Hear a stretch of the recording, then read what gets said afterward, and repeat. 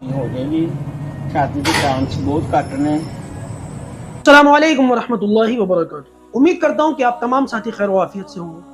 दोस्तों, नबी करीम सल्लल्लाहु अलैहि वसल्लम आखिरी नबी हैं, सैयदुल अंबिया हैं, तमाम नबियों के भी नबी हैं, अंबिया के इमाम हैं।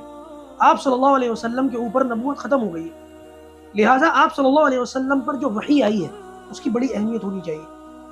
हमने किताबों के अंदर जो बात पढ़ी है वो ये कि नबी करीम सल्लल्लाहु अलैहि वसल्लम पर जब वही का आगाज़ हुआ, सबसे पहली वही आई है, उस वही का सबसे पहला लफ्ज जो था वो था इक़रा, यानी कि पढ़ो।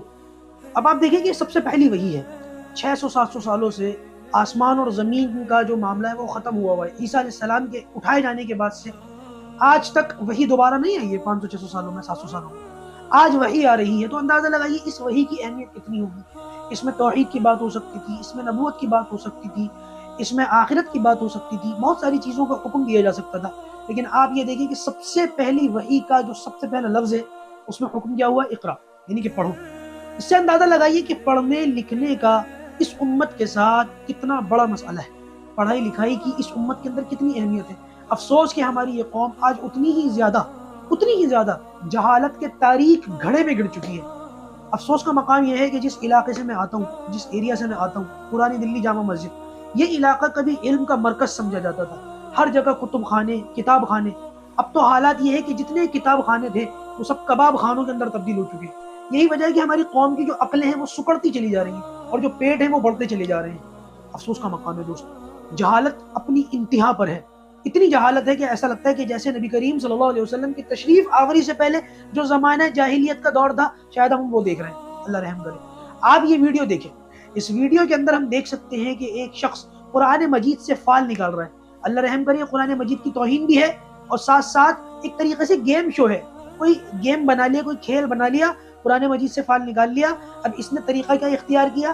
कैंची नुमा किसी चीज़ से या कैंची से कुरान मजीद को बांध दिया और बांधने के बाद उसको आगे रख दिया। और अब ये कुरान मजीद से पूछ रहा है, नबियों का वास्ता दे के पूछ रहा है, ए अल्लाह के कलाम, फला नबी का तुझे वास्ता, ये बताइए जो बंदा मेरे पास आया है ये पूछने के लिए इसकी शादी होगी या नहीं होगी, तो क्या इसकी शादी हो जाएगी, तू मुझे बता। अब जाहिर सी बात है कि जिस आले पर, कैंची वगैरह पर कुरान मजीद को रखा हुआ है उस पर कुरान मजीद ऐसे तो रहेगा नहीं, तो वैसे भी तौहीन है। दूसरा, जिस तरह से, जिस अंदाज से, जिस एंगल से पकड़ा हुआ है, कुरान मजीद हिलेगा तो जरूर। अब आप मुझे ये बताएं, अगर इस बंदे ने, जाहिर सी बात है कि जो बंदा इसके पास आया है उसके पास इल्म तो होगा नहीं। इल्म होता तो वो इधर नहीं आता। कुछ ना कुछ जो है इल्म की कमी है। लिहाजा अब अगर इसने इसकी बात मान ली, अच्छा भाई तो कुरान मजीद कह रहा है शादी नहीं हो सकती, लेकिन घर वालों ने या किसी वजह से, कोई अंडर प्रेशर, कोई बात हुई, कोई वजह हुई, कोई भी वजह हुई, जहां पर कुरान मजीद के जरिए से निकाह करने को मना कर दिया गया वहां इसकी शादी हो जाए और मियाँ बीवी में आपस में ताल्लुकात हो जाए, मोहब्बत हो जाए, घरदारी अच्छी चल जाए। और आमतौर से ऐसा होता भी है। गैर मुस्लिम मुआशरों में अक्सर व बेशतर घर उजड़ते हैं, मुसलमानों में इसके मामला बहुत कम है, अक्सर व बेशतर दिल मिल जाते हैं। अब अगर इसका दिल मिल जाए तो इसके दिल में कुरान की तरफ से वसवसा आएगा नहीं आएगा? यार कुरान ने कहा था कि शादी नहीं हो सकती और यहाँ तो शादी हो रही है, सही हो रही है। लिहाजा इसका ईमान खराब होगा। कुरान शरीफ की तरफ से इसके दिल में वसवसे आएंगे, ख्यालात आएंगे, हत्ता कि इस बंदे का ईमान तक चला जाएगा। ये होती है जहालत और ये होता है उलमा से दूर होने का नतीजा। किफ़ायतुल मुफ्ती का ये फतवा मुलाहिज़ा करें, इसमें हज़रत मौलाना मुफ्ती किफ़ायतुल्लाह दहलवी ने ये मसला लिखा है कि कुछ लोगों ने सवाल पूछा। एक शख्स था, उसके ज़ेवरात वगैरह उतार लिए, किसी में चोरी हो गई, और जो लोग वहाँ मौजूद थे जब उनको पता चला तो एक बंदे की तरफ ख्याल था कि इस बंदे ने चोरी की होगी। लिहाजा उन लोगों ने फाइल निकालने को तरजीह दी कि फाइल निकालो। जब फाइल निकाली गई तो जिस बंदे की तरफ ख्याल था नाम भी उसी का निकल आया।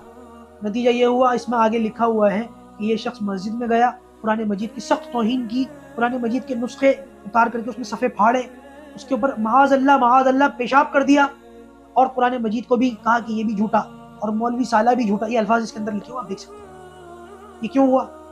क्योंकि फाल खोली गई थी उस बंदे के खिलाफ। हो सकता है वाकई वो बंदा चोर ना हो, लेकिन उसका तो ईमान गया।